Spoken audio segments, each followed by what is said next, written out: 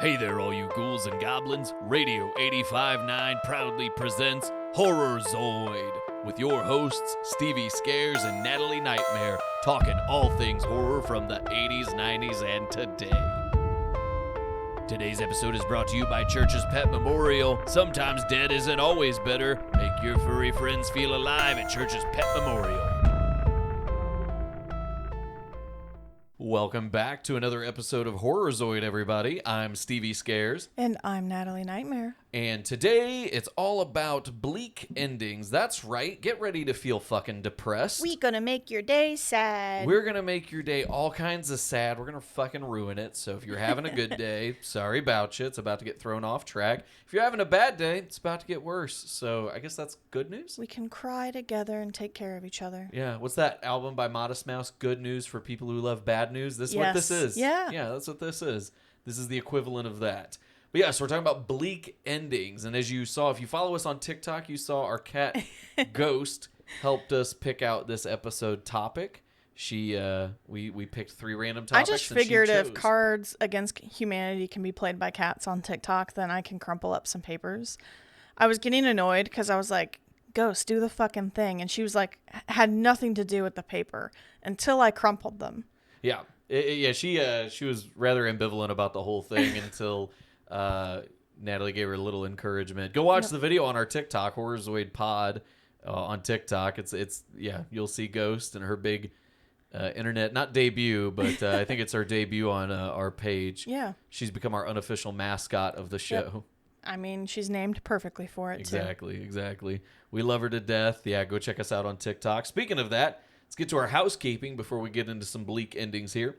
First things first, leave us a review wherever you're listening to the podcast, whether it's Amazon, Google, Spotify, Apple Podcasts. Let us know how we're doing. Let us know what you think of the show. Those reviews will help elevate us and help us grow. And it's, a big instrument in what tells people that we're doing a good job here. Yeah.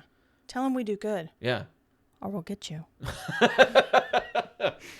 Email us, horrorzoidpod@gmail.com. As we've said in the past, you want to shit talk us, send us some chirps, send them to us. We also appreciate fan mail. If you are secretly in love with one of the hosts, please feel free to send those emails. And any spooky stories that you've got, we want to read them on air. A while back, around Halloween, we read some spooky stories that we have, some real-life paranormal experiences we've had. And we look forward to hearing those from you. Yeah. We want to collect your little goodies and read them around October. So it doesn't matter if it's January. Send them our way. Yeah, send us. There's winter horror movies. There's winter horror stories. Right, exactly. Ghosts don't fucking hibernate. Nope. They are always there. So send us those stories. We love them, and we'll read them. And it may not be October. We might read them before then. We might have some good summer ghost stories. We're going to do an episode about camp horror movies. What about really campfire horror stories? And we get some campfire Send us some fucking campfire stories, guys. That'd be terrific. Also, I don't know if you know this. We found this out way later than we should have. Hate to admit it. But you can send us a voice message. Anywhere where this podcast is, there's a link in the description of the episode where you can actually drop us voicemail, voice message, whatever you want to call it. You can send us one, and we would love to play it on air. Whether, again, like the emails, whether you're shit-talking us or whether you love us or you have questions or you want to tell us spooky stories. If you want to contribute to the show, feel free. Yep. Feel free. Send us any stories and send us any questions you've got. We'd love to have them and play them on air. Yes, and also in that link, wherever you may be listening, you can give us your money. So if you just listen to an episode and you're like, these guys are pretty all right, click that link, donate a penny, donate $1, donate a milli. Whatever it is, we appreciate it, and it helps us do more of this cool shit that we get to do now. Give me your fucking money. That's all I think about. Yeah, please do. Please, yeah. Any contribution you want to give to the show, we're always up for it. And we are going to be launching Patreon here later this year. Date TBD. We got some things in the work, though. Got some great ideas and got some stuff that's going to be hot off the presses for you. Yes. So that is currently in the works. But again, until then, go ahead and that link in the description, go ahead and drop us a penny, a million, whatever you feel is pertinent. Yep. Take it. Also, for anything else where you want to follow us on social media, go to horrorzoid.com. You can find all of our social links, whether it's TikTok, Instagram. Like I said, we're not really on Twitter. We kind of abandoned that dumpster fire. Yep, while the going abandoned was good. ship. Yeah, fucking A. like it was the fucking Titanic. We Yep. hopped I did off. not stay to listen to the beautiful violin. No, and we floated away on a door. Two Yep. people could fit. We proved did. it. So fuck off, James Cameron. But yes, that horrorzoid.com. Feel free to visit. All of our links are up there, and you can find us and engage with us in any way you want to know. Yeah, we want to hear from you. Next, we got we got a shout out this week. It's Again, not much of a shout out. It's not much of a shout out. We just felt like we want to chirp somebody because they felt that they were going to stick their nose in our Instagram and yeah, out of nowhere. It's Out of always fucking the private profiles with like 2 followers, but I was perplexed by this one. it was too. We post a lot of, little news and birthdays and things on our Instagram. By the way, if you don't I try to follow make us. it a fun thing for us. Like we Yeah. post these things about horror movie news and birthdays and all sorts of cool shit. And I posted a story about how Zach Kreger has a new movie in the works Right. called Weapons, and it was just picked up by New Line Cinema. And out of nowhere, we got this fucking random ass comment in a support. And obviously, we're Horrorzoid. We had the Horrorzoid Awards. We just named Barbarian our best film of the year, and yet here's some idiot on fucking Instagram shit talking our favorite fucking movie of 2022. I just think it's bizarre because you're talking about a new movie from him, but it's Zach sucked at directing the horrible joke Barbarian, completely screwed it up. So why not? And all I could think of was, like, normally whenever I watch a movie and someone, like, horribly ruins it, and then they're going to get another movie, I'm like, fucking why? Right. Like, but it's like, so why not? Like, why do you... I don't know. I just thought it was bizarre. It was bizarre. I'm like, are you the most socially awkward motherfucker on the planet? Like, you couldn't even talk shit on the internet, right? That's like the most basic skill everybody has, like, at birth, is you at least know how to talk shit on the internet, and this person even fucked that up. But yeah, my main thing is what's Barbarian's not completely screwed up, and anyone that says so is not my friend. No, fuck. That's the other thing. They're fucking wrong. Like, it was our favorite movie of 2022. It was a highly praised movie, not just by critics, but also by audiences.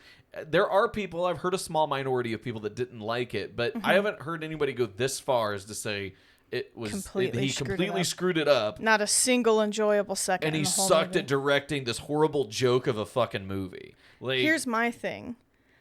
I'm just gonna lead right into this. It's a brilliant movie, no matter which way you looked at. I obviously am very passionate about this movie. It kind of makes me wonder, though, why we didn't put this on the list of the very topic of our show, because it is such a bleak ending. It's bleak, but this is a good time to differentiate what a really bleak ending is for us. And for us, it's a truly bleak ending is when there's no hope.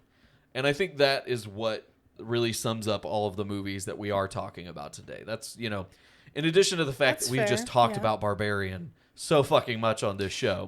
We've talked it to death to the point where it is our favorite movie of 2022. We devoted a whole episode to it with the double feature with it and Pearl. And Barbarian, I'll fight you. We absolutely love Barbarian. Yeah. But it's not the bleakest ending. And why? Well, bleak ending is just absolute hopelessness. No hope whatsoever at the end of these movies. And that's why, honestly, I think one of the bleakest endings I thought about was Train to Busan.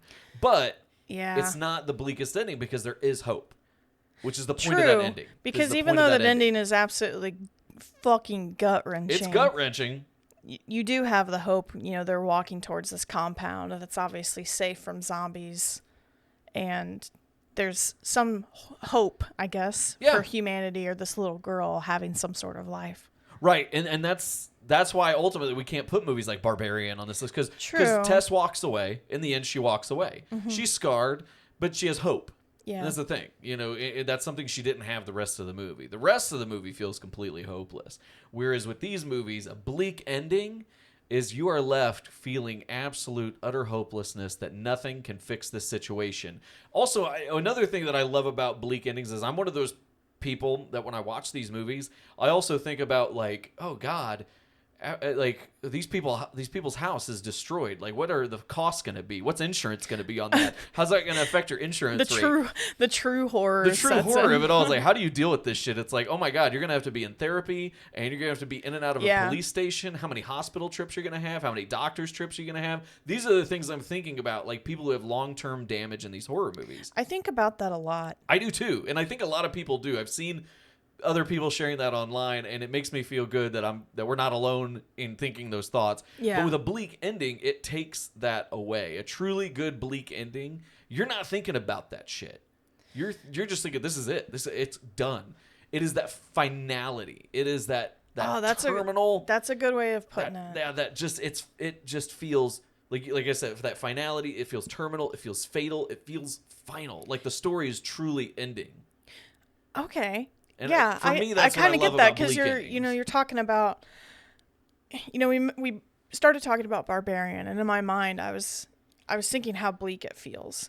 But you're right, there is a walking away situation. Yep. Whereas some of the other movies that we're going to talk about here don't have those, and ironically, most of them don't.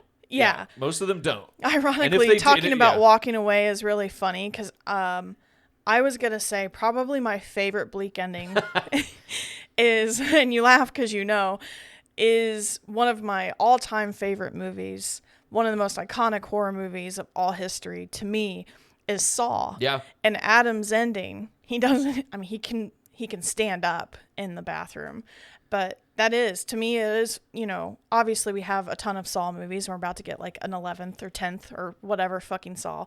But for that first movie, standalone for Adam, like that's it for him. Yeah. Like, yeah, you don't know what happens to Dr. Gordon, but you feel like he dies. Like that's the thought at the end of the first movie. Before they did all the sequels, of right. course. Yeah, because obviously Adam got the ending where Amanda comes in and strangles him to death, which I hate that. I hate that so fucking much. See, it's weird. I like it and I love it because then it makes me feel like, okay, well at least he didn't just stay in there and like the dark and starve to death. You slowly. just feel bad. You just don't want little Adam, little Lee Wanell. No, like sitting justice in the dark by himself. Justice for Adam. Like you'd rather him die. He was than just have to sit in that fucking shithole anymore. Because the camera never lies.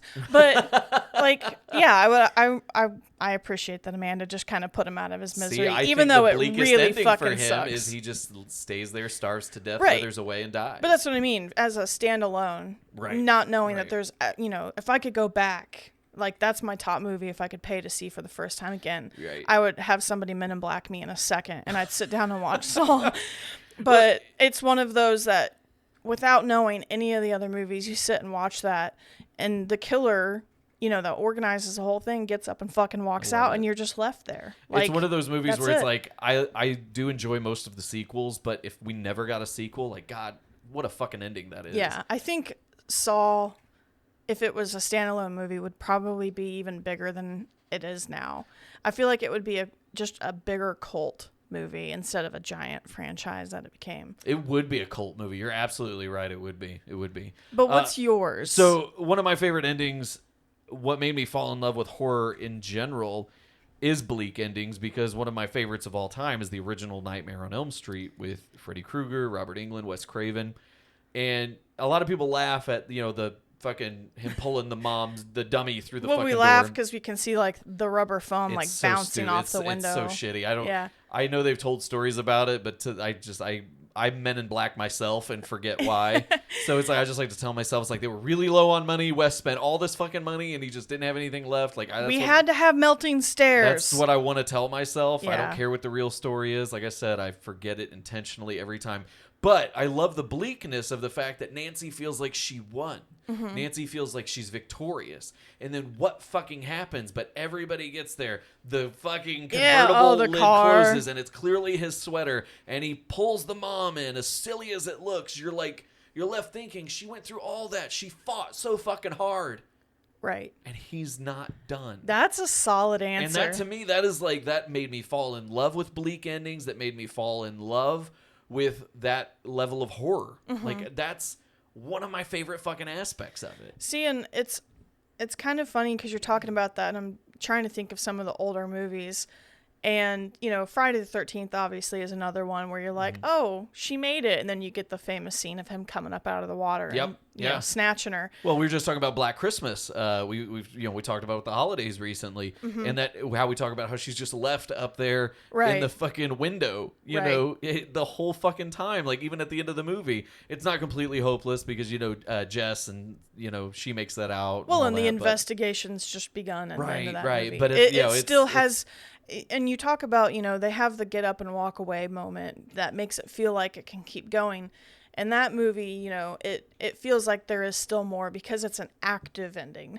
But with Nightmare on Elm Street, it's just kind of, it doesn't feel like there's anything going. You just feel like all of the people that are in the car with her aren't real.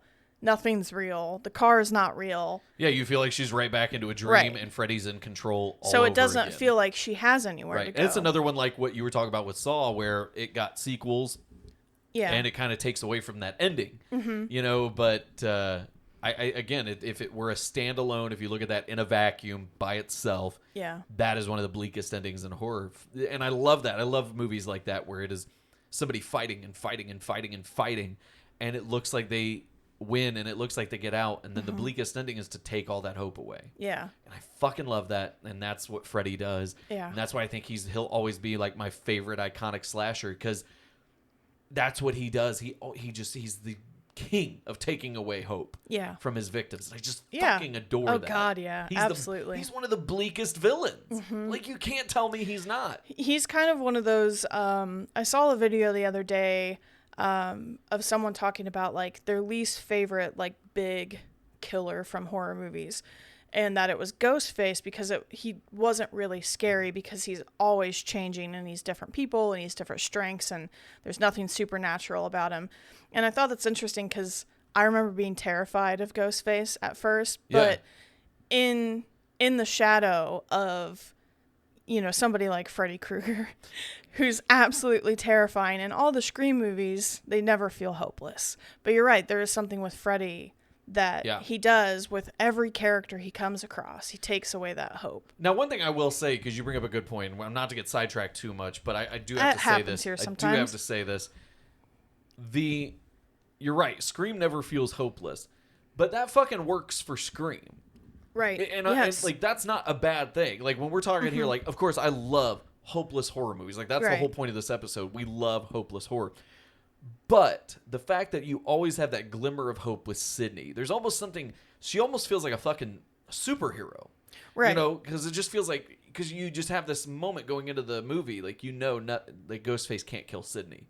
Like, at this point, like in 1996, you probably didn't feel like that. You didn't know what to fucking think. Yeah. But here we are, 5 movies. We're about to have a 6th one here in a couple months. We're here with 6 movies, damn near, and it like just Sydney can't lose. So there's always that hope that as long as Sydney's there, which I'm interested to see how Scream 6 goes with no Sydney. It's like fucking rules are different. Everything's off the table. It's going to be fucking crazy. But when Sydney's there for those first 5 movies, there is that hope, because it always feels like no matter what, she can overcome whoever it is, whatever it is. She's always smarter than them. Right. She almost feels like a superhero. So there's always hope.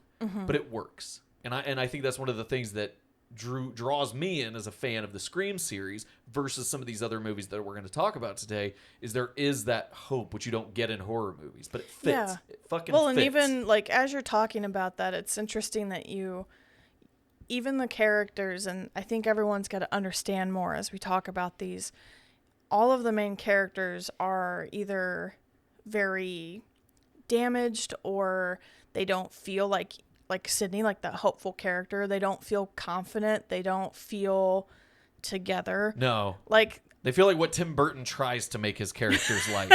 Yes. Tim Burton wants his characters to be as dead and soulless as these fucking characters. Yeah, there's a lot of hopelessness here, and exactly, probably one of the most damaging fucking movies. Yes, we've talked about it before.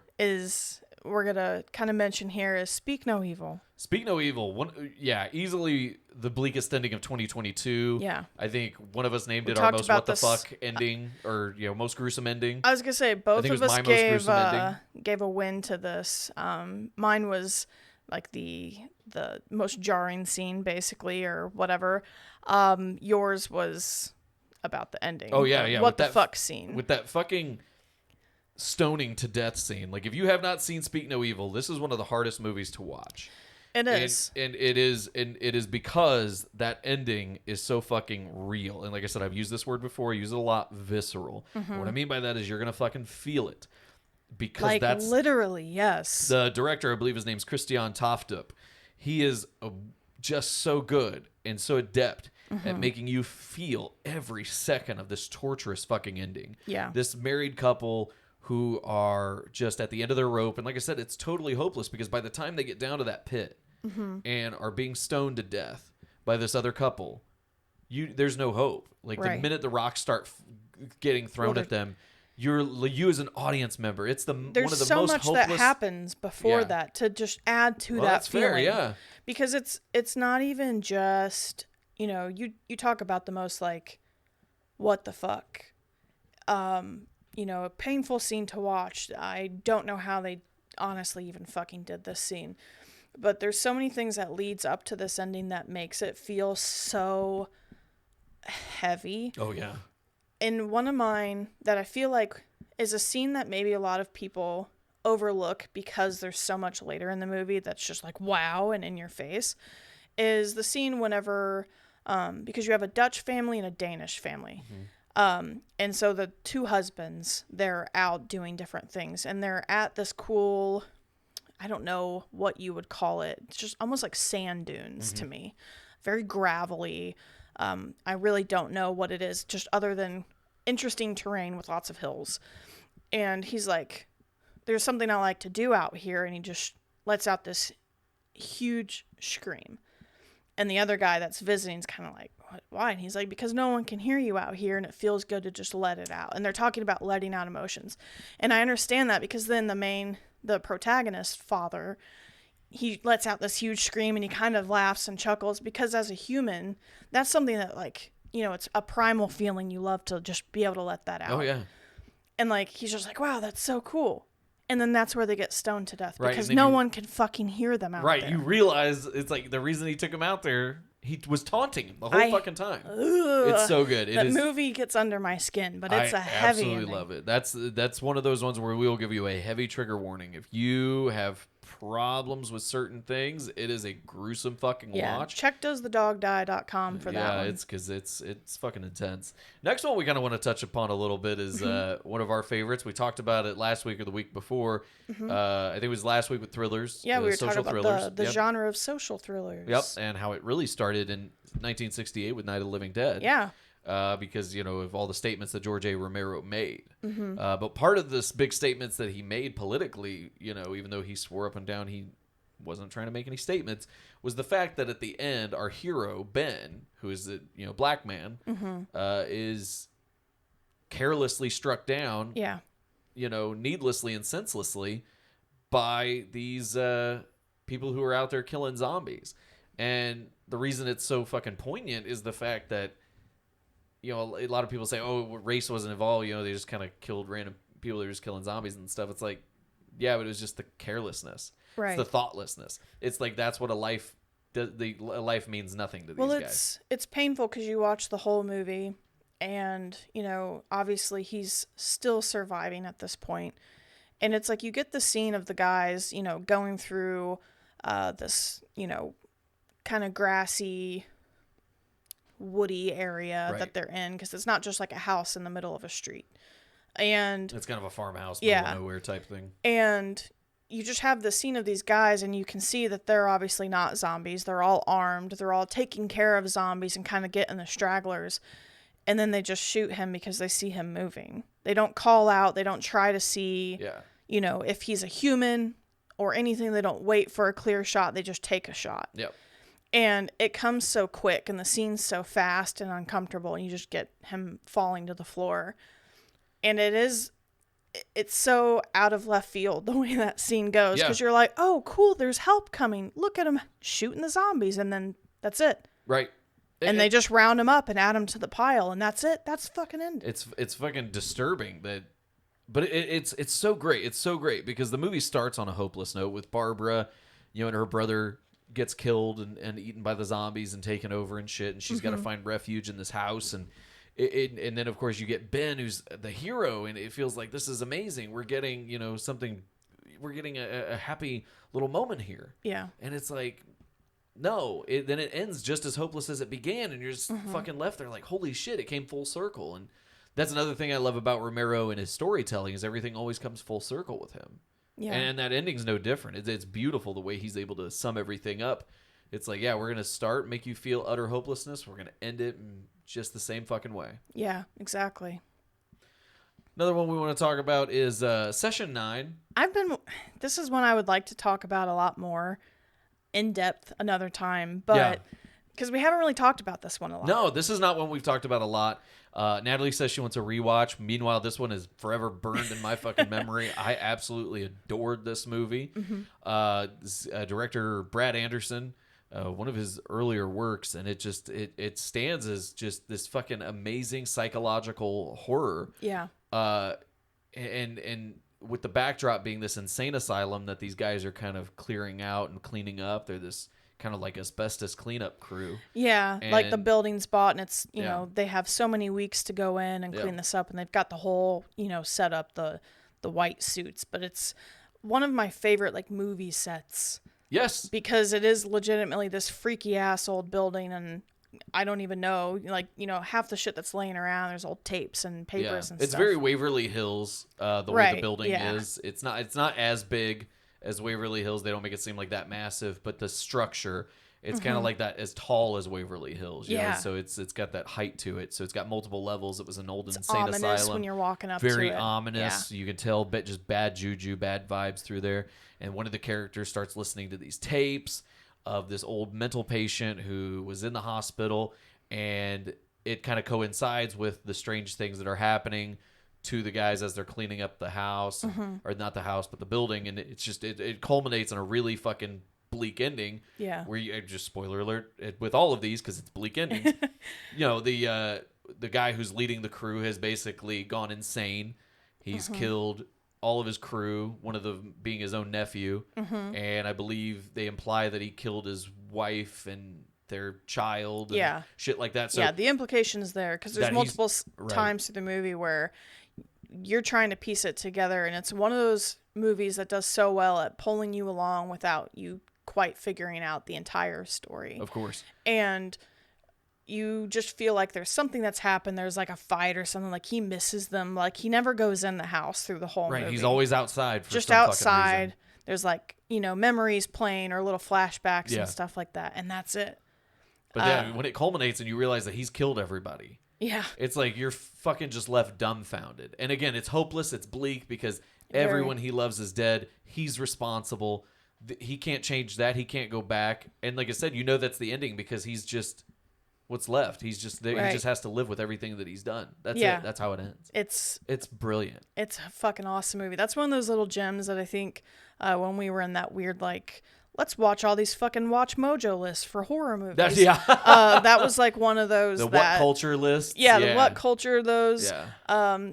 And, honestly, a lot of the times you might see a lot of the same movies on those lists, but there are a lot of things that we saw on those, like this movie, that I feel like this is a pretty underrated movie, honestly. It is. I'm surprised we saw it on a list or two from like What Culture or Watch Mojo. I'm surprised we're not seeing more people talk about it, like on TikTok and stuff. So I think it deserves a lot more credit and a lot more attention, and we will talk about it more in depth when we go in more like psychological horror movies. Yes, so absolutely. Be ready for that one. Another one we got to talk about is The Strangers, because we've gushed about it on the show before. But that is one of the bleakest endings, too, in any movie that we've seen. I mean, we've talked about it. We've quoted it. Why are you doing this? Because you were home. Right. Like, it's ultimate home invasion. I think a lot of people, anytime I see one of those, like, videos where it's like, I watched this movie and it absolutely terrified me. It made me scared to stay home alone. I'm like, is it Strangers? Is it Strangers? Is it Strangers? Well, that's the thing. It's like, I'm always like... And it always is. Well, if it isn't, I'm measuring it next to The Strangers. Like, is it as good as... Like, because that's my litmus test. Because there's... there's definitely some that I feel like are on par with the horror that is that movie. And then there's some I'm just like, oh, stop it. Right. But this is... I mean, it's... Again, as we've said so many times, it's realistic. There's nothing One of the most realistic supernatural horror about these movies. people. There's nothing super strength about these people. They're just three fucking nut jobs, serial killers in masks going to people's houses and getting you in your And home. we think, I mean, we really don't know anything about these people at the end of it. Like, we really don't. And like, that's what's crazy about it is, what's bleak is like our two main characters are dead, slaughtered. These fucking two little kids who are like Jehovah's Witnesses are going door to door and they find these fucking people dead. Right. And it's fucked up. Home full of slaughtered people. Home full of slaughtered people. And then the three just drive away. Right. And it's like, so you know the ending. They're just going to go, you assume they're just going to go keep killing. Yeah, exactly. Yeah, it's just brilliant. It's and brilliant. it just makes you feel uncomfortable because you're like, oh God, I'm next. But you get that fucking, you feel like that. Yeah, that is intense, but you feel like that. That's one of those, I need to go check all of my doors and windows, close my curtains, turn out the lights, get new locks. Like, it's a scary movie. Yeah. And something that I really like about it is the game that you get through the whole movie. It's a really good cat and mouse. One of the best cat and mouse horror movies. The home invaders, I think, are just so on a level of intelligence that I've always wanted to see in a home invasion. Because I know exactly what you mean. Yeah, we've talked about it before. Too many of the villains and sometimes even the heroes, there's like too many people in horror movies are fucking stupid. And this is one of the few. Or it's too over the top. Yeah. Like, don't get me wrong. And this is one that I know I want to talk about eventually. And honestly, as a little bleak in itself, is The Collector. But it's like his traps, although I love them, aren't very realistic to me as far as a home invasion. They're very elaborate. Whereas there's something very just terrifying about somebody with a shotgun and a butcher's knife breaking my window because they're tired of waiting for me to let them in. Yeah. That's scary. It's true terror. I've said that so many times. Last movie we want to hit really rapid fire before we get more in depth with some of these other ones is The Orphanage. Because we've talked about this one before as well during our Ghosts episode. But this is, just one of the saddest, most tragic endings in any horror movie. Stevie showed me this movie, and I had to recuperate for like days. It is. It's one of those movies. It requires some processing. It's on a very, it's weird. It's paranormal. You get some really good, scary fucking scenes in this movie, like the little hide and seek game. But there's also something obviously very real. And that's the accident that happens where the little boy goes to hide, and it's in the little door that is like under the stairs where old homes used to have this like storage. And he basically starves to death down there in the process of them trying to find their missing son. Like, shit like that could happen. Right. Like, he didn't die of any weird paranormal ghost violence. No, in the end. It's like he literally... something blocks the door and he can't get out and no one can hear him. It's a ghost story, but at the end of it, like you said, it's a very real fucking ending. Yeah, my thing was I didn't expect them to show the little dead boy. Yeah. And oh yeah, they don't shy away from it. Like it's one of the details I love about this movie is it's like we said, it's from Mexico. Mm-hmm. From 2007, J.A. Bayona, one of my favorite fucking directors. He also did a great movie called The Impossible. Highly recommend that. Not really horror, but a good movie. But this was like his out-of-the-gate first movie produced by Guillermo del Toro. Mm-hmm. And that, he did not shy away. Yeah. From anything. He fucking he laid it all on the table, and you as an audience member are just left to process it all, like Natalie said. This is one... of those, if I could give a top 5 for like scenes that I felt like I needed bleach afterwards, and this is on a different level. It's like the mashed potato scene in Terrifier is scary and fucked up, but I still laughed. But like a woman finding her boy who basically starved to death while and she shriveled was looking for him. While she was looking for him, and she's holding his little tiny shriveled body. Yeah.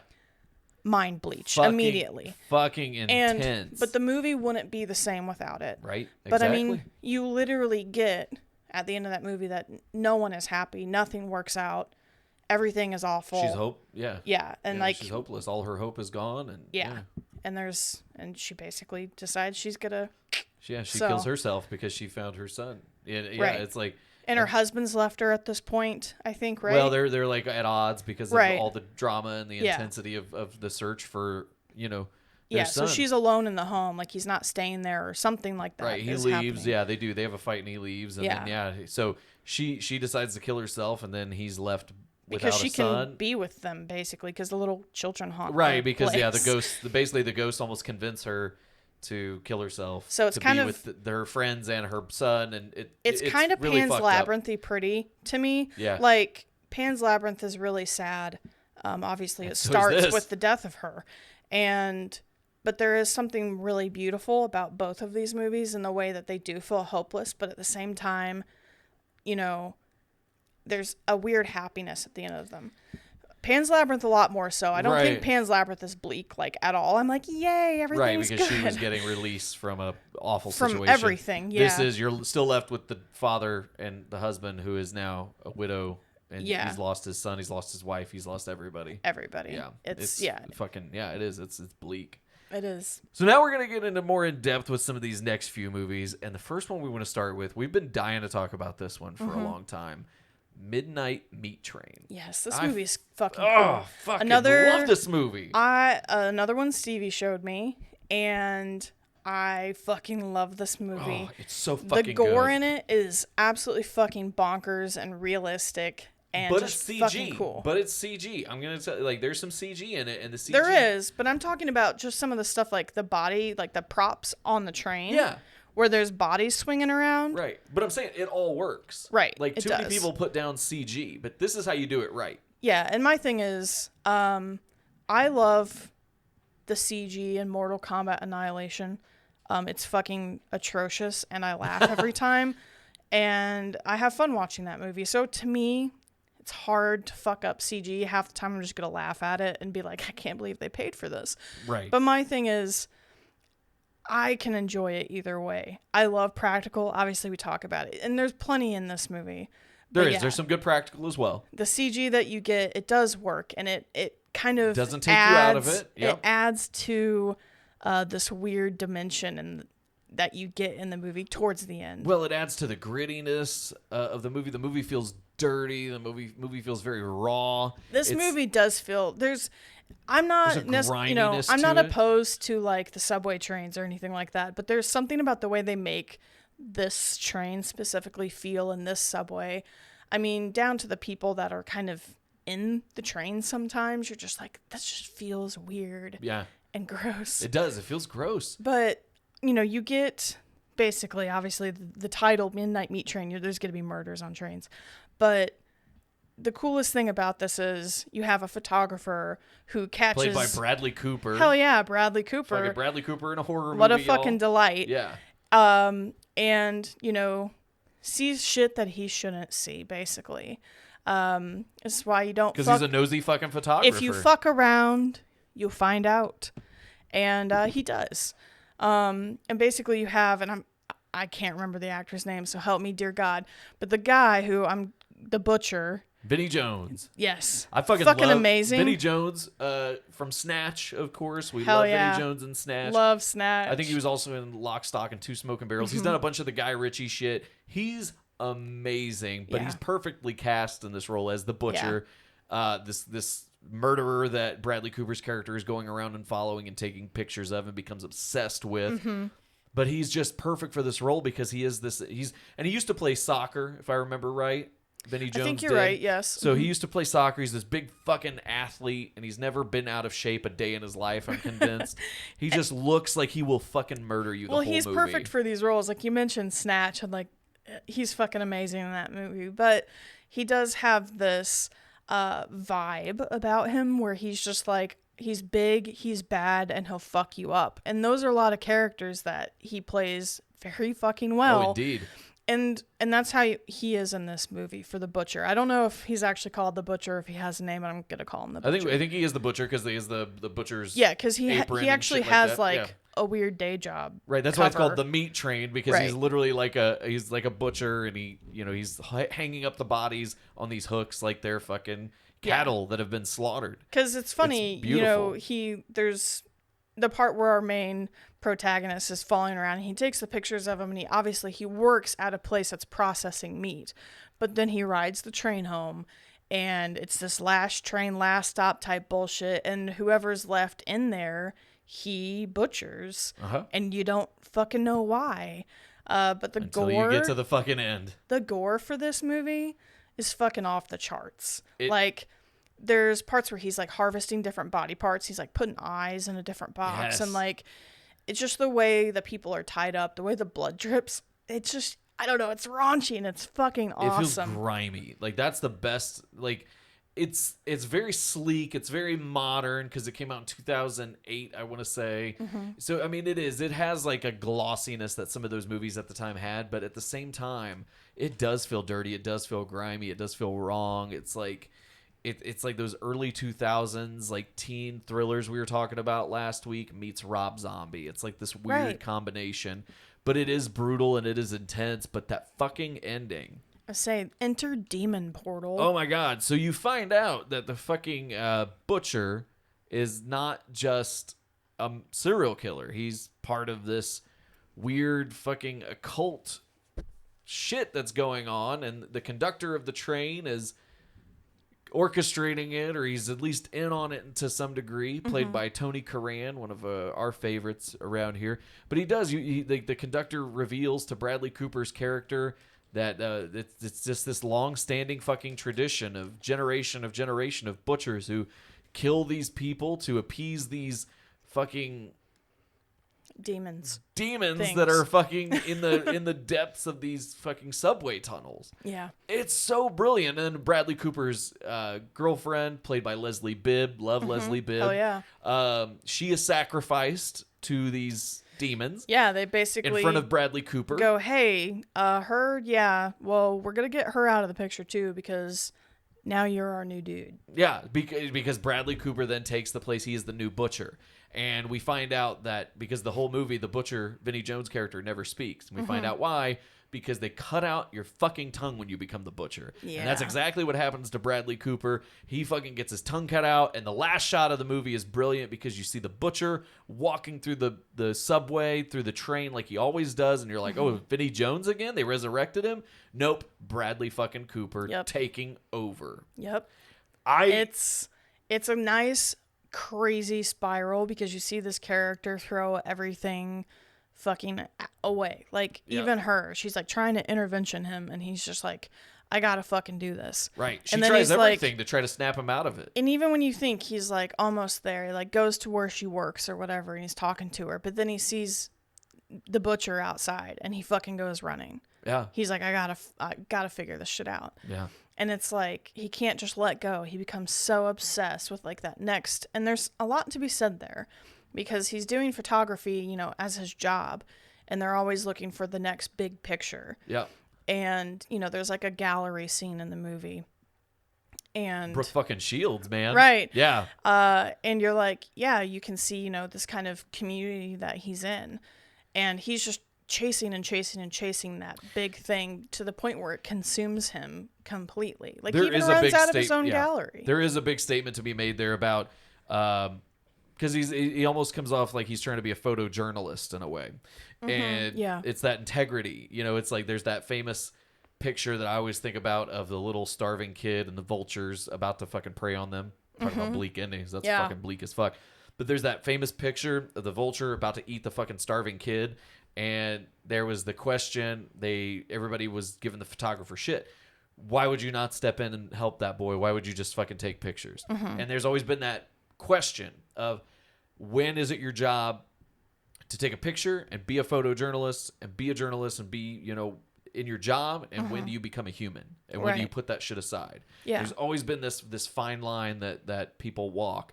And that statement is very prevalent in Midnight Meat Train. It's like how... It's like Nightcrawler, too. It is. It's Nightcrawler is a Yeah. great one to think about, too. But with Bradley Cooper's character here, because he starts off trying to save this girl. He sees her being attacked, you know, or being followed by these guys, and he tries to stop it, and you realize that, you know, he fucked up. You know, he ends up going on this train over and over and over again. Yeah. So there's that statement of like, he's starving to get this picture. He wants to further himself and wants to be the best photographer he can. Curiosity killed the cat situation. There's so much here there's so many lessons to be learned from this main character, Bradley Cooper's character, and this fucking movie. And then again, that ending just perfectly caps everything off. I Where you're agree. like, there's a statement to be made, but then it's like it just goes into left field of like fucking demons Yeah. under the subway. Yeah, it's I like you should have. absolutely adore it. It's like you should have pulled out a little sooner, gotten away from that shit, and then it's just off the It just fucking keeps rails. escalating because Yeah. you have like, oh, he's following a creepy guy in the subway. Oh, he Yeah. might be hurting people. Oh, he might be killing people. Oh, he is killing people. Yeah. And he's the fucking servant of a demon underneath Right. the subway tunnels. Exactly. It's fucking nuts. Fucking insane. But it's a fucking awesome movie. It is. It is. Next movie we want to talk about is probably what a lot of people have told me they feel like is the bleakest ending of all time. Yeah, I see a lot of people talk about this. Ironically, I've never seen this movie. Oh, shit. But you know, everybody knows this ending. Everybody knows the ending. I have seen this movie. I have been traumatized by this movie. It's 2007's The Mist, and it's amazing. It's a Stephen King adaptation. It's directed by Frank Darabont, and everybody loves fucking Frank Darabont. Has done some of the best Stephen King adaptations of all time. Stars Thomas Jane, the fucking Punisher, as our main character. It's just got a great cast. Before we get to the ending, one person I really want to fucking shout out is Marcia Gay Harden, one of my favorite actresses. She plays Mrs. Carmody in this movie, and she is basically, you don't just get these creatures that are in the mist killing people with these fucking tentacles and shit like that. You also get a human villain in Miss Carmody. Oh yeah, I've seen a few people talk about her. Oh, she just is being the an fucking awful worst. Well, and I feel like any movie like this, because I know enough about the movie to gather. Right. I see a lot of people talk about fog outside of convenience stores, freaking them out for this movie. Which is funny that people don't talk about the fog. People talk about the Right. mist. I Yeah. just want to No, say no. I it's get funny you. that one movie is the one that people reference and one isn't. Yep. Yeah. So No, yeah. no, you're right. But yeah, I feel like any movie like this, you're always gonna have that one fucking asshole. Oh, it's the best. You know, it's like we talked about this a little bit in Dawn of the Dead with the guy, the one Ty security Burrell's cop. character, yeah. Like Fucking Steve. You always get the shithead who wants to like fuck over everything and be like, well, who made you in charge kind of person. Yeah. And I've seen a few clips of her and I'm just like, ugh. Yeah. She like, is the fucking worst because she's evangelical, so she plays the whole religious angle, which I Right. know you and I both fucking Yeah. that's a great way to get our goad. Yeah. You want us to hate somebody, make them a fucking religious fanatic. yeah. And preach at me. Oh God, give me Yeah. that Billy Graham shit. I'll take that villain shit any day of the week. Yeah. But yes, First to get pushed out, just oh, saying. Miss Carmody, one of the best human villains to ever be opposite a supernatural sci-fi villain. Right. Because we don't know what these creatures really are. We kind of get glimpses of them. We kind of get, bits and pieces of them, but you never really get to me, in my opinion, I don't feel like we ever got like a great look at them. Right. But, it's like kind of like Cloverfield. The whole movie, you're like, what the fuck is that? What is that? Did I see it? Wait, no. And it's one of those movies where you're like, oh, I think I saw something. Yeah. But it's so good. But that bleak ending, if you don't know, again, spoiler alert, has been in effect since the beginning. It's the fucking episode is about bleak endings, where there are basically 4 or 5 survivors. It's Tom Jane's character, his love interest in the movie, who is Laurie Holden, who was the cop in Silent Hill. So she's a favorite of ours. Yes. His son. And then there are 2 older survivors along with them. So yeah, there's about 5 of them. They all get out, and they're just driving down the road, and then it runs out of gas, and they realize the creatures are going to catch up with them. And they realize, again, bleak endings, all hope is lost. But what they do is they have a gun, and again, this is a hard trigger warning. I cannot fucking stress this enough. This is one of the biggest trigger warnings, guys. Yeah. Tom Jane has the unfortunate distinction, and they don't say anything. It's one of the best endings because they don't say anything. But he has the gun.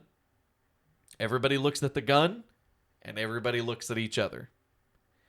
And Tom Jane it shows it from outside the car, the vehicle, but you hear gunshots and you see the gun go off 4 times. There's 5 people in the car, so you realize, and Tom Jane comes out and he's in tears. Because the gun's stuck, he doesn't have enough bullets to kill himself. They knew that, I think. It's a little fuzzy. It's been a while since I've seen the movie. But basically, I think he knew going into it that he wasn't going to be able to shoot himself. He's just going to have to let the monsters get him. So he kills all of them, all 4 of them. His love interest, his son, these 2 older citizens. And he knows the monsters are going to get him. He crawls out of the car. He's in tears. He just had to kill everybody. It's one of the most traumatic things he's ever been through. And what happens? no, the monsters don't get him. The fucking military comes in and fucking saves everybody. Yeah. And had he just waited like 5 minutes, Yep. the fucking military would have come in and saved everybody. And he is just stuck knowing he killed these 4 fucking people, one being his own fucking son, who is not an adult, mind you. He's a fucking child. That's one of those moments where I would probably start to attack a military person because I know that they're going to shoot me and ask questions. I just later. like, I don't. It's not Because, a zombie movie, but just be like, I'm right. infected. Like, they don't, they're obviously just coming in. Like, the fog is kind of starting to lift as they're entering. I say fog, the mist. The mist is starting to lift as they're coming in. And so you don't know what these, what the military knows is going on. They don't know anything at this point. You don't know what their level is. No. So they could be at a point where they don't know if it affects people. Right. And they'd be like, fuck you and shoot you. And I would welcome it. There's absolutely no way I'm living longer than 2 minutes after realizing if I had waited 2 minutes, that everyone would be okay. And this one, I mean, there's no hope. This is, when we talk about bleak endings, this might be the bleakest ending that I can honestly think of. And I'm sure there's other ones that somebody would be like, we're not talking about some of the more extreme ones that we're not going to fucking talk about on the show. But, out of the ones out of reasonable fucking movies, this is just fucking, this hits hard. Right. Like this and Speak No Evil are really, really high up there. Because the thing is, like, we're talking bleak endings and there's the fine line, because Midnight Meat Train, like, all this horrible shit happens. He's still alive, but he has to live out these duties and it's just kind of sucky. Right. You know he has no hope to ever find love or happiness. He's just destined to be the butcher. Yeah. But there's still something there. Like, The Mist is just, like, absolutely fucking devastating. Like, Speak No Evil, I think the thing that fucks me up about that is they crawl into that pit not knowing what's going to happen, but knowing that their kid is alive, but won't be forever.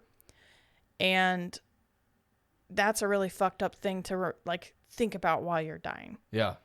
But, like, you didn't kill your kid.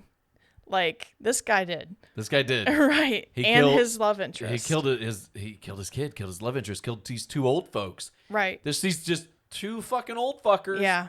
Just killed him. And it's like, I'm with you. I don't see how you live with that. No. Like, that's it. That's what I'm saying. At least Speak No Evil, they die. And if I remember right, Frank Darabont changed that ending. That was not Stephen King's original ending. That was not a Stephen King decision. I think I've heard about that. That was Frank Darabont. Yeah. And Frank Darabont, I keep using that name, but he's the one who directed Shawshank Redemption. He's directed a bunch of Stephen King adaptations. They're all fucking brilliant. He's one of the best people to adapt Stephen King other than Mike Flanagan.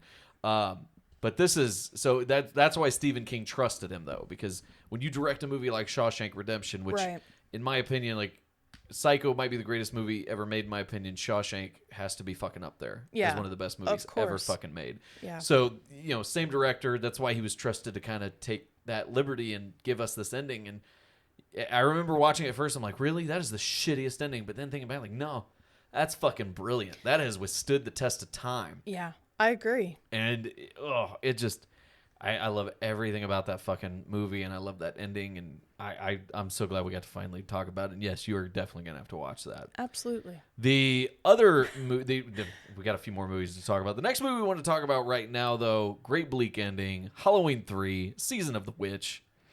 Yeah, you mentioned this one a little bit when we were working on our notes for the show, and I kind of chuckled, but like, yeah, like, it's not everybody, and it's not like the world is ending or anything, but like, within the narrative, that's the fucking bleakest ending. But in this fucking world where you've done everything you can, and you're so close to stopping this fucking witch from killing a shit ton of children, Silver Shamrock Corporation, and it doesn't work. Like, there's still this one channel running the commercial, and all I can think of is the movie literally ends with hundreds, thousands, God knows how many children's heads melting into bugs in front of the TV. Most likely his own kids. Right. Dr. Don Chalice's own kids had the masks because from they Silver get the Shamrock. masks. Because the mom's like, I got these for you guys. And he's just trying to get the network to turn it off, turn it off, turn it off. That's our fucking ending. Like, that is absolutely one of my favorite endings of any horror movie is fucking Dr. Don Chalice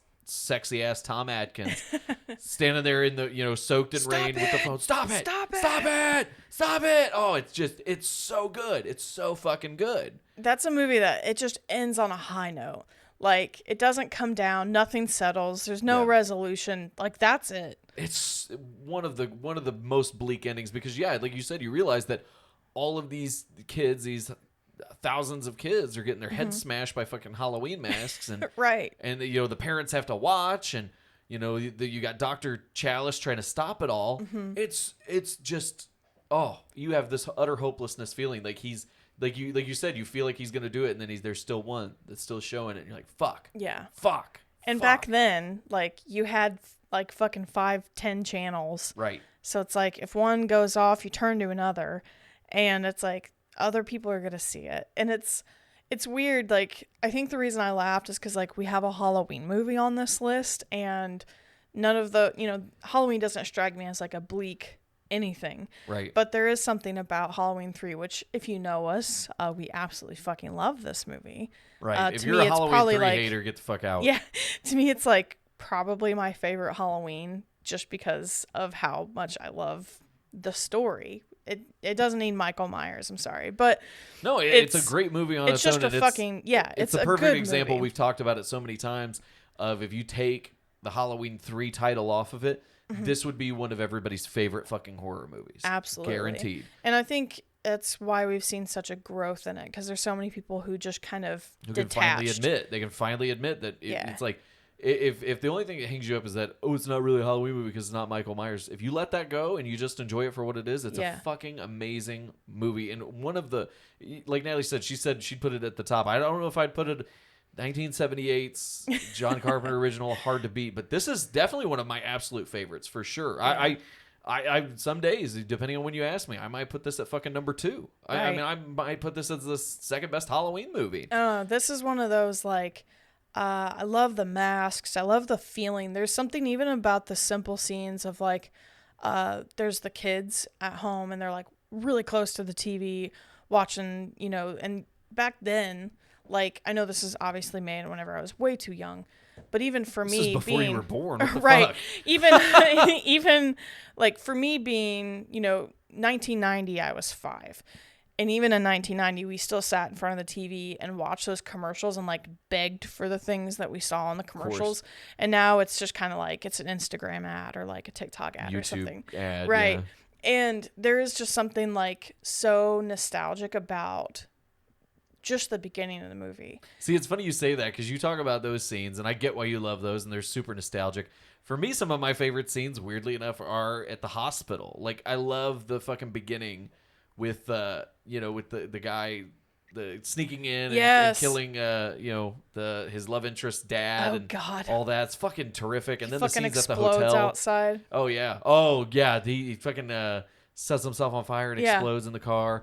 And then you've got the scenes in the hotel when they arrive at the town where Silver Shamrock's located, with the comical fucking caricatures of townspeople and the other people who are visiting. I love it's very Willy Wonka. It's like I almost expect to be like, hey, I'm Sam Beauregard here. It's right. like the guy who's the toy shop owner who's getting all the masks and stuff. Absolutely. Because he sold the most or some shit. Yes. But then you get the weird, awkward sex scene between Tom Atkins and this young woman. It's, don't get me wrong, we love Tom Atkins. He is a beefcake, but this is definitely one of the weirdest sex scenes that he's probably been a part of. It feels very just out of place for the movie, because then it's like, let's go tour the mask factory. And it's all her. Like Tom Atkins, It's like, I mean, like I said, Tom Atkins knows what he's doing. Yeah. He's no stranger to being, Mr. Hot Stuff. No. But they did not get him a good dance partner in this scene. No. I forget even the character's name, but the actress is just not great. No, she kind of, I don't know, there's so many characters she reminds me of, but she's just very bimbo-y, and she's trying to figure out what happened to her dad. So it's basically the only reason they're together is they're teaming up to, like, solve this weird fucking mystery of bullshit that's going on. It is. But like, even to the point where it's like, there's the great scene for the woman that's staying in, like, the hotel or, like, the motel room next to them. Yes, I know what you're talking about.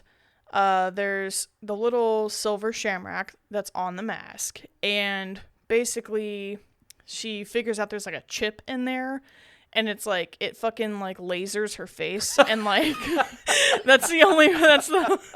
I mean, that's what fucking happens. Let's be real. The way I'm laughing right now is how I laugh with that fucking scene because I'm picturing it in my head right now, and it's so But you get like the weird eye goo, like the eye popping out, and for whatever reason, it's like it's good always... John Carpenter shit. Even though it's like it's not John Carpenter, it's Tommy Lee Wallace, but Tommy Lee Wallace learned from John Carpenter. So like obviously he learned from John Carpenter working on movies with him, and it's like so you get it's a very John Carpenter movie. But the thing that makes me laugh about it is like the creepy crawlies of the 80s and 90s was always like a tarantula where there's no tarantulas. Like, you know, we're in Indiana, and you can have a movie in Indiana and there's a fucking tarantula. For why? No. But it's always like that, the giant like hissing cockroaches. Maggots. And then like maggots and like mealworms, and it's just this weird fucking, and like snakes are like coming out of her eyeballs and stuff, and you're just like, what the fuck happened? And they have her on a gurney taking her away, and the fucking guy who owns the Silver Shamrock production warehouse is basically just like, oh, there was an accident, I'm taking her to the doctor at my warehouse. Nobody fucking questions it. They're just like, oh, okay. Yeah, because everybody loves Silver Shamrock. Right. They're fucking heroes of the town. They're like, it's like, I've compared them to the Umbrella Corporation before, and I really feel like pre-Umbrella Corporation, like the closest thing we had was Silver Shamrock. I agree. It was so good. It was like, there's so much to love about this fucking movie. They attacked with witchcraft, not science. Well, that's the other thing I wanted to talk about is they do the witchcraft part of the movie so damn well. Yeah, and like thanks for having a male villain as a witch. Male villain as a witch. And it also gets into the druids. Mm-hmm. Like you talk about the snakes and shit. It's like, well, it makes sense because the druids were seen as the snakes, and St. Patrick, drove them out of Ireland. Like that's why we have St. Patrick's Day. That's why the Silver Shamrock is all. That's why all this shit goes full circle. It's like you can talk shit about the movie all you want, but it's brilliant. I'm sorry, but it's a deeper movie than any Halloween could be. It really is. It's like, because this is not your run of the mill slasher. This is a very supernatural, culty, kind of witchcrafty horror movie. And I, again, absolutely adore it. Love it on so many fucking levels. With a really catchy song. One of the catchiest songs of all time. Yeah. Happy Halloween, Halloween, Halloween. Next one we want to talk about also gets into some of the kids like Halloween. It's Pet Sematary. Yeah, this movie fucked me up as a kid. Who didn't get fucked up by this movie? I mean, Gage getting hit by the truck alone. And that's just halfway through the fucking movie. That's not even the ending. Right. What's funny is the first time I saw the movie, everyone knew or had seen like the scary cover with like church on it. Yes. And was always like super scared of the cat. I had no idea the first time I watched this movie that a toddler was going to run out after like his kite string or something, I think, into the road. And the first time I saw that scene, it was like, they just did that? Yes. And now there's like delightful memes with like semi-trucks and Gage, and I absolutely fucking love it. My favorite are the ones that people are like me, and it's Gage. It's like the truck is Monday. Right. It's like, it's just become this fucking stupid ass joke that we all use. We're literally laughing over this like toddler dying. But it's a fucked up movie. Like, it's already uncomfortable. Like when he buries the cat and the cat comes back, but the cat's not right. Yep. Is already, it sets the mood really, really well. It does. And you got Fred Gwynn doing his best. Sometimes dead's better. Right. Sometimes dead's better. It's just brilliant the way he does this. Like he's supposed to be from Maine, but for some reason I just think he sounds like he's from the South. But, yeah. I agree. I love Fred Gwynn regardless. Like that. Like. Is it an Oscar-worthy fucking performance? No, but it's one of my favorite performances in any horror movie. Daddy Munster. Oh, yeah. Fucking Herman Munster OG. Right. But I think the scariest thing about this fucking movie that you and I will both agree is fucking Zelda. Zelda, gives people nightmares. Yeah. Zelda is oftentimes listed as one of people's scariest movie moments. Right. It's the voice does it for me. Yeah. You could have kept them in the dark and I still would have been terrified. Mm-hmm. The way that they film it too, like whenever the mom is like having these kind of flashbacks, like remembering her childhood and her sister, the way that they film it alone, and not that, again, the acting is laughable a lot of the time. Yeah. Especially with the dad. Oh man, that guy was not good. No. His name's Dale Midkiff. He's a fucking horrendous actor. I fucking still hate Jason Clarke way more. So yes. So fuck Jason Clarke. Yeah. I'll just take any moment to say that. But yeah, this Dale Midkiff guy was he's just as bad as Jason Clarke. He's pretty laughable. Late 80s fucking terrible. Early 90s I think he did actor. better though at like being you have to go pretty unhinged to not only you see what happens when you bury the family pet and it comes back, but to decide to do that with your son who was hit by a fucking Mack truck. Don't even know how he came back in one piece. Let's be real. Right. One thing I will give the kid remake. should have been fucking flattened like a pancake when he was. One thing I will give the remake some props to is that they do make her look a little bit more fucked up when she has to get pieced back together a little bit. They do make Ellie look pretty fucked up. Yeah, I agree. But you bring back your toddler, and then you do it to your wife. And that's basically how the movie ends. And that's why the movie is so bleak, is because you put together that it's like he's just losing. Everybody's dead, and all he's doing is just burying them all in the pet cemetery, bringing them back as these zombified, fucking resurrected not quite corpses. right, angry, bloodthirsty corpses. Yeah, and like the neighbor's dead at this point. Yep. Herman Munster's dead. Yeah, Herman Munster's dead. Yeah. Sometimes dead's better. Sometimes dead's better. Well, and it's funny because he's known for the catchphrase of "sometimes dead's better," and he's the only one really at the end who stays dead. Right. Yeah. So he wins by not getting buried in the pet cemetery. Yeah. Even though it has a really catchy fucking song. Oh, fucking Ramones, man. Right. We love that. And this is another Stephen King adaptation, of course, if you didn't know that already. So it's funny that Stephen King adaptations end up on this list. Yeah. He's good at fucked up. He's a bleak fella. Yeah. He's very good with the spookies. I like that. I put that on my resume. I like to be bleak. Right. That's a good quality to have. And right. Stephen King, he's probably not filling out any resumes anymore, but I think that'd be at the top of his list. Yeah, but Pet Sematary is definitely. I mean, it's already uncomfortable. It gives you the things that you don't want to think about or fuck with, which is animals and children dying in horrific ways. They both get hit by cars. But, taking them into the woods and I know the original doesn't really touch too much on like the lore and stuff of the woods and what's going on there, but it's just kind of like a weird cemetery spelled with an I'm glad S. they didn't touch upon it rather than the remake, which just fucking did it shitty. Yeah, I fucking hate the remake. We don't talk too much about it. Fuck we the saw Pet Sematary remake. But I liked Church in that movie, but Church was good. Church is great in both, though. There's something about the original, the way they do his eyes.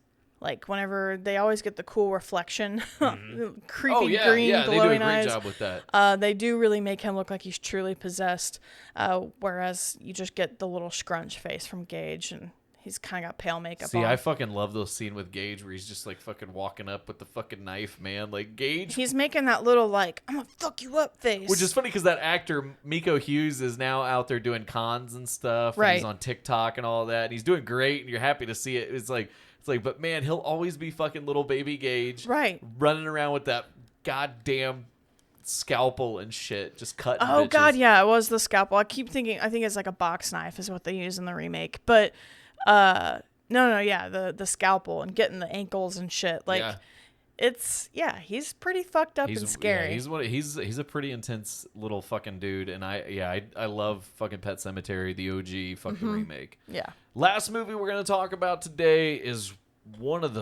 another one of the bleakest endings. I'd put it up there high on the list. Possessor. This one's also got murking kids. Right. I'm telling you, fucking killing kids is a great way to be a bleak ending. Yeah. It's like that's not a big part of the criteria. It's not necessary, but it does help. Yeah, I agree. It'll definitely get you. It'll bump you up from a B to a B plus.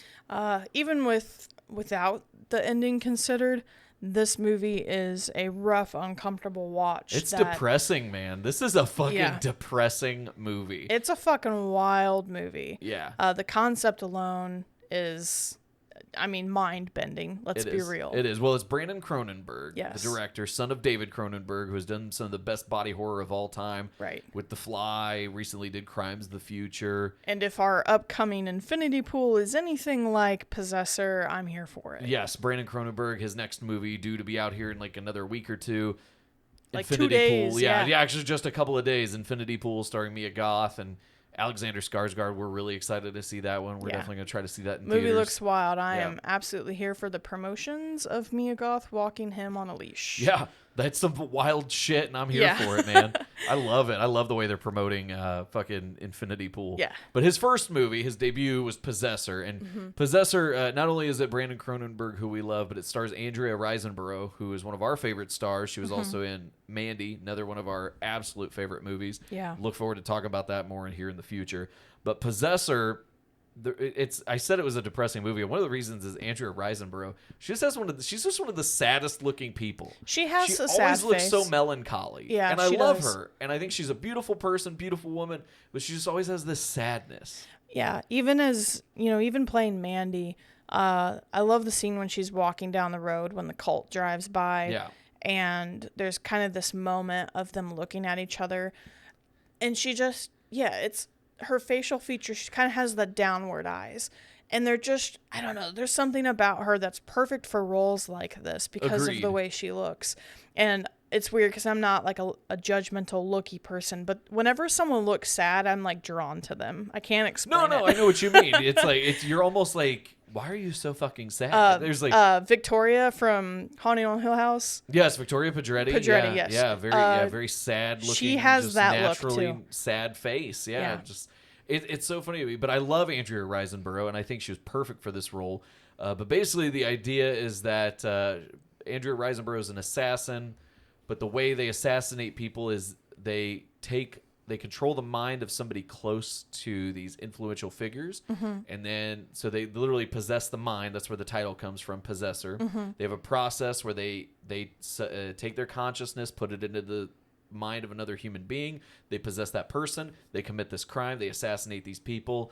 And then it's done. Yeah, And and then then they you just- exit, and yeah. then if the person you were inhabiting takes the fall, so be it, because Yes. it wasn't you. Exactly. And then they live to assassinate another day. Yeah. But you also learn throughout the course of this that, well, first off, there's a process to make sure that the people coming out of these possessions are still okay. So these assassins, they do this, like we see Jennifer Jason Leigh, one of my favorite fucking actresses as well. Just a tremendous cast in this whole fucking movie. Yeah. But Jennifer Jason Leigh from Annihilation, The Machinist, Single White Female, just done some of the darkest fucking movies of all time. This is no different. She plays the person in charge of all these assassins. She's like their, for lack of a better term, their manager. She does this test to kind of test their familiarity and their knowledge and their recollection. Like, do you remember who you actually are? Kind of thing.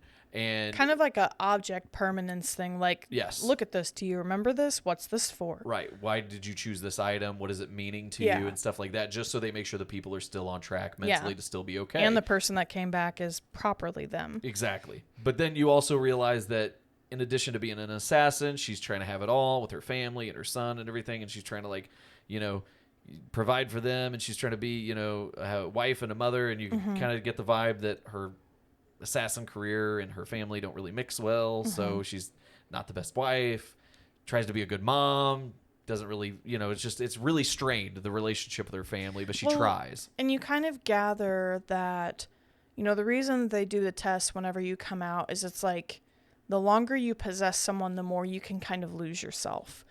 And that's the vibe that I got anyway. And for sure. No, that is the great way to sum it up. I agree. And that's kind of, I feel like, why it's strained. Because if you you fall in love, you get married, you have a child, obviously that person. And it feels like there's a distance. And I feel like it's just because of the job. Like, she's not quite her when she comes back. Because all of the interactions that she has with these people feel weird and forced and uncomfortable. Probably to me, some of the most uncomfortable scenes is just her trying to interact like a normal person. Right, because the main person that she inhabits is this guy who is basically dating the daughter of a guy who runs a big company who can change the fucking world, played by Sean Bean. Mm-hmm. So she basically possesses the mind of the guy who's dating Sean Bean's daughter, who also works for the company Sean Bean owns. He's Right. low level and shit. So she has a way to get into the company because he works there. She has a way to get close to the Sean Bean's character because he's dating his daughter, and that is kind of the plan. But like Natalie's talking about, the interactions of just trying to be this guy, when Right. you can see like she's kind of hollow, you get the feeling like he's fighting her. It's interesting. Like you get like the guy is trying to fight back and take back control of his mind. There are a few scenes in this movie where he kind of starts to win over her, and he's realizing what's going on, and that's whenever I was like, absolutely, the hooks were fully in for me for this movie, because I love the idea of being in someone's mind, but something happens and the person's mind that you're in starts to realize that you're in their space. Right. It's very fucked up. I know you haven't seen Being John Malkovich, but it kind of reminds me of that movie as well. It's like Brandon Cronenberg took Being John Malkovich and made it more of a horror movie than what Spike Jonze did. It's so fucking brilliant the way, and my favorite scene is definitely the scene where they almost meld together. It's like the perfect halfway point where he's fighting for control, she's fighting not to take it, and they end up in this weird fucking thing where you can't tell who's who. And it's the great scene. It's from the poster of the movie and the cover of the DVD, where she's like he's pulling away her own face off. Yeah, he's pulling the face off, and it's her face, but it's his hands, and it's like hollow on the inside, and it's just really cool latex masky shit going on for this. Yeah. But it's so fucking surreal. Very David Lynchian. Like, it's so fucking bizarre the way. It's funny because you would think Cronenberg would be like his dad, but honestly, this struck me as more of a fucking David Lynch kind of thing than it did David Cronenberg. So kudos to Brandon Cronenberg for really developing his own kind of style here early in these movies. Like, it sounds like Infinity Pool's not going to be any different. Sounds like it's going to be just as fucking wild and off the wall as this was. Be bonkers. But man, that fucking scene in the middle of the movie. Yeah. It's like the perfect halfway point of the movie, and there's just like this melding of the two of them together where you don't know who's who, and it's just a mind-bending, mind-fuck of a scene. Yeah. It's so fucking good. Because there's a lot of scenes where you don't know who's who. And then there's a lot of ambiguity for sure. Yeah, but you keep going back to this facility where her body is that has this really crazy headgear kind of thing over her head, where she's laying on the table and all this shit hooked up to her, and they're trying to get her to come back, like abort, abandon ship, get back into your own fucking body. And so then it's at the point where there's other possessors out in the wild trying to get her so they can get her to go back to her body. Yep. And that sounds fucking wild. It sounds like some Matrix shit. A bunch of fucking agents coming for you, but they're all just possessor people. Yeah. Like, it's fucking scary. But the thing is that really makes this bleak is the shit that starts to happen in her real life. And one of the things that they basically do to try to get her to come back or whatever, her fucking kid gets shot. Yeah. Oh yeah, yeah. Because the guy who she's possessing, a big fucking fuck up is he finds out who she is and where she lives, and he goes to her family. Yeah, because they're sharing minds. So he finds her. He finds her, and so it leads to this big showdown in her house of all places. And what happens is it's so fucked up because, like Natalie said, her son gets shot, but the chain of events is so fucked up because she's got, she's there, the guy who she was possessing is there, and her husband's there, and her son's there, so it's this big fucking showdown. But you find out that fucking Jennifer Jason Leigh's character, the person who's running all of the assassins, inhabits the mind of her son, picks up the gun and shoots the fucking guy that she's been possessing. Yeah. To finally end it. Yeah. And break the tie, right? And you think it's over. Okay. And Andrea Riseborough's character is fucking she's upset, she's sad, she's like, oh, he just shot somebody. Split second to fucking let that sink in, because immediately the guy who got shot by the kid fucking comes up and shoots the kid. Yep. And you're like, holy fucking shit. Yeah. And it's right after, it's like Jennifer Jason Leigh's character gets out of the boy, so she's fine. Fucking, big disappointment there. Right. She's fine, but you're just left with this dead kid, and like who's just like this innocent fucking bystander, innocent in the victim middle of this of whole all. thing. And the fucking last scene of the movie is Jennifer Jason Leigh's character sitting there with Andrea Riseborough's character, and they're doing the memory test. Mm-hmm. And Andrea Riseborough's character just rattles it off like it's fucking nothing. And she's just, because you realize she's just soulless and done at this point. She's fucking lost everything. And now she's just this cold-blooded, heartless assassin. Yeah. Everything that she loved has been taken away from her.